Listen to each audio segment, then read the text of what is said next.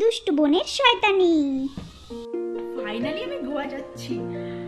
আমি কত খুশি। লাস্ট বার তো যেতেই পারিনি, মা যেতেই বারণ করলো কি না ঘুরতে যাব বরের সাথে। সে বিয়ে কবে হবে সেই জন্য কি বসে থাকা যায়?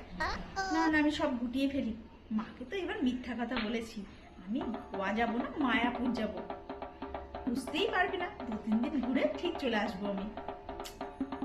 এই রে, বোনটা কি শুনতে পেয়ে গেল নাকি?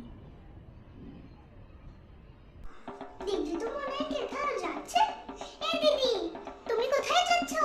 আমি জামা কাপড় নিয়ে আসি। হ্যাঁ, যাবো বললেই যেন যাওয়া হয়। চল এখান থেকে, বড় হবে তারপর যাবি, আমার মতো বড় হয়ে তারপর ঘুরতে যাবি। সব জায়গায় চলে আসে আমি যাব আমি যাব, ভাগ এখান থেকে। কি, আমাকে নিয়ে যাবে না? দাঁড়া, দেখাচ্ছি তোমাকে। আমি মামিকে বলে দেবো। মাম্মিকে বলে দিলে সব শেষ। এইবারও মনে হচ্ছে যাওয়াটা ক্যান্সেল হয়ে যাবে। এই তুই বলিস না প্লিজ, মাম্মিকে বলিস না। মাম্মি মাম্মি জানো, কি রে মোনা, কেন এত চেঁচাচ্ছিস কেন? কি হয়েছে বল।